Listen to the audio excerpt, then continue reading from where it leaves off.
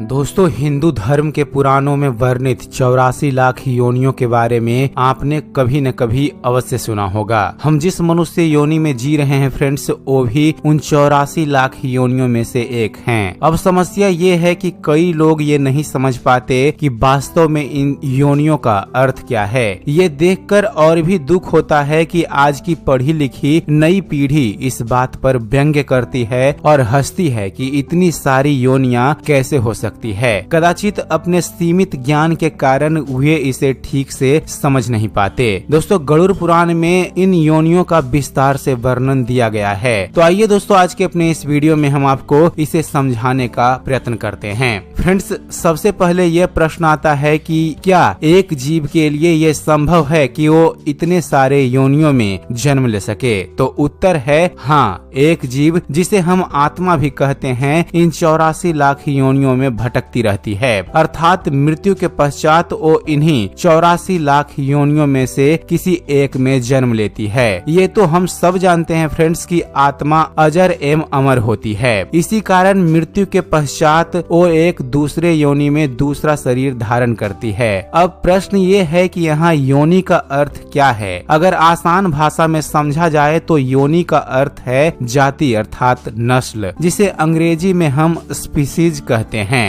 अर्थात इस विश्व में जितने भी प्रकार की जातियां हैं उसे ही योनि कहा जाता है। इन जातियों में न केवल मनुष्य और पशु आते हैं, बल्कि पेड़ पौधे, वनस्पतियां, जीवाणु, विषाणु इत्यादि की गणना भी उन्हीं 84 लाख योनियों में की जाती है। फ्रेंड्स, आज का विज्ञान बहुत विकसित हो गया है और दुनिया भर के जीव वैज्ञानिक वर्षों की शोधों के बाद इस निष्कर्ष पर पहुँचे हैं कि इस पृथ्वी पर आज लगभग 87 लाख प्रकार के जीव और जंतु एवं वनस्पतियां पाई जाती है। 87 लाख जातियों में लगभग 2 से 3 लाख जातियां ऐसी है जिन्हें आप मुख्य जातियों की उपजातियों के रूप में वर्गीकृत कर सकते हैं। अर्थात अगर केवल मुख्य जातियों की बात की जाए तो लगभग 84 लाख हैं। अब आप सिर्फ ये अंदाजा लगाइए कि हमारे हिंदू धर्म में ज्ञान विज्ञान कितना उन्नत रहा होगा कि हमारे ऋषि मुनियों ने आज से हजारों वर्षों पहले केवल अपने ज्ञान के बल पर ये बता दिया था कि 84 लाख योनियां हैं, जो कि आज की उन्नत तकनीक द्वारा की गई गणना के बहुत निकट है। हिंदू धर्म के अनुसार इन 84 लाख योनियों में जन्म लेते रहने को ही जन्म मरण का चक्र कहा गया है। जो भी जीव इस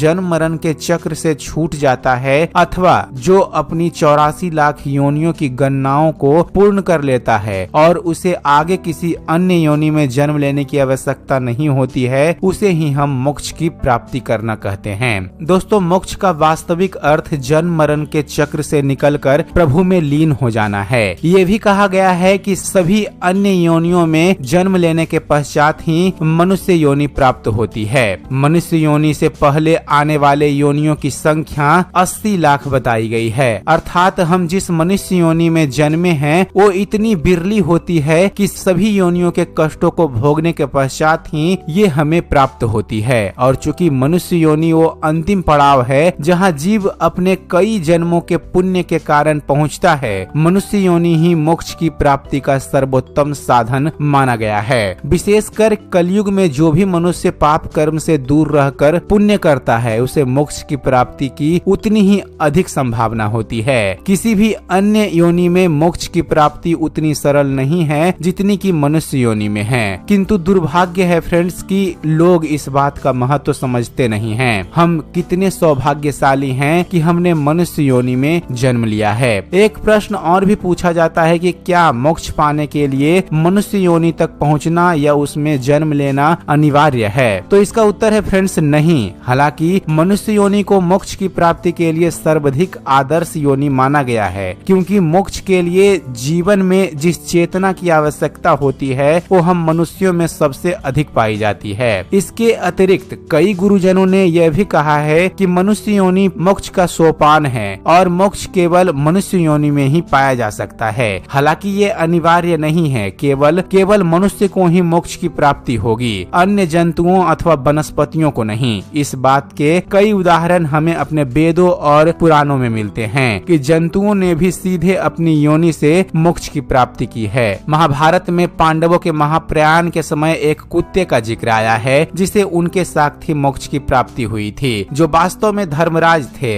महाभारत में ही अश्वमेध यज्ञ के समय एक नेवले का वर्णन है जिसे युधिष्ठिर के अश्वमेध यज्ञ से उतना पुण्य नहीं प्राप्त हुआ जितना एक गरीब के आटे से, और बाद में वो भी मोक्ष को प्राप्त हुआ। दोस्तों, गरुड़ पुराण में एक गज और ग्राह का वर्णन आया है जिन्हें भगवान श्री विष्णु के कारण मोक्ष की प्राप्ति हुई थी। वो ग्राह पूर्व जन्म में गंधर्व और गज भक्त राजा थे, किंतु कर्म फल के कारण अगले जन्म में पशु योनि में जन्मे। ऐसे ही एक गज का वर्णन गजानन की कथा में है जिसके सर को श्री गणेश के सर के स्थान पर लगाया गया था और भगवान शिव की कृपा से उसे मोक्ष की प्राप्ति हुई। महाभारत की कृष्ण लीला में श्री कृष्ण ने अपनी बाल्यावस्था में खेल खेल में यमल और अर्जुन नामक दो वृक्षों को उखाड़ दिया था। ओ यमला अर्जुन वास्तव में पिछले जन्म में यक्ष थे जिन्हें वृक्ष योनि में जन्म लेने का श्राप मिला था। अर्थात जीव चाहे किसी भी योनि में हो, अपने पुण्य कर्मों और सच्ची भक्ति से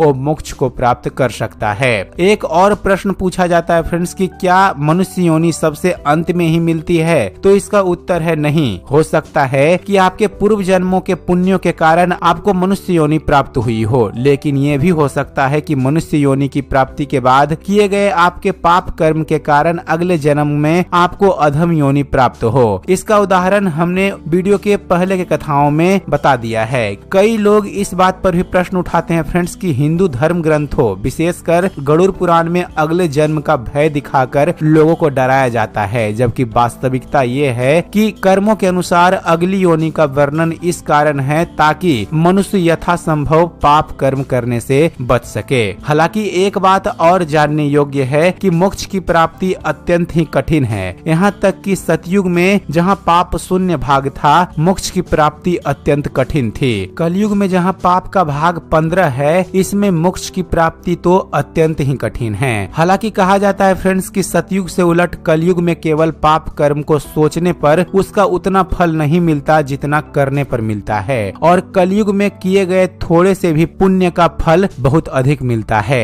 कई लोग ये समझते हैं कि अगर किसी मनुष्य को बहुत पुण्य करने के कारण स्वर्ग की प्राप्ति होती है तो इसी का अर्थ मोक्ष है, जबकि ऐसा नहीं है। स्वर्ग की प्राप्ति मोक्ष की प्राप्ति नहीं है। स्वर्ग की प्राप्ति केवल आपके द्वारा किए गए पुण्य कर्मों का परिणाम स्वरूप है। स्वर्ग में अपने पुण्य का फल भोगने के बाद आपको पुनः किसी अन्य योनि में जन्म लेना पड़ता है, अर्थात आप जन्म और मरण के चक्र से मुक्त नहीं होते। रामायण और हरिवंश पुराण में कहा गया है कि कलयुग में मोक्ष की प्राप्ति का सबसे सरल साधन राम नाम है। दोस्तों, पुराणों में वर्णित 84 लाख योनियों का गणना क्रम दिया गया है। किस प्रकार के जीवों में कितनी योनियां होती है, पद्म पुराण के 5वें अध्याय 78वें सर्ग में कहा गया है। पद्म पुराण के अनुसार कि जलचर जीव 9 लाख, वृक्ष 20 लाख, कीट अर्थात क्षुद्र जीव 11 लाख, पक्षी 10 लाख, जंगली पशु 30 लाख, मनुष्य 4 लाख। इस प्रकार कुल मिलाकर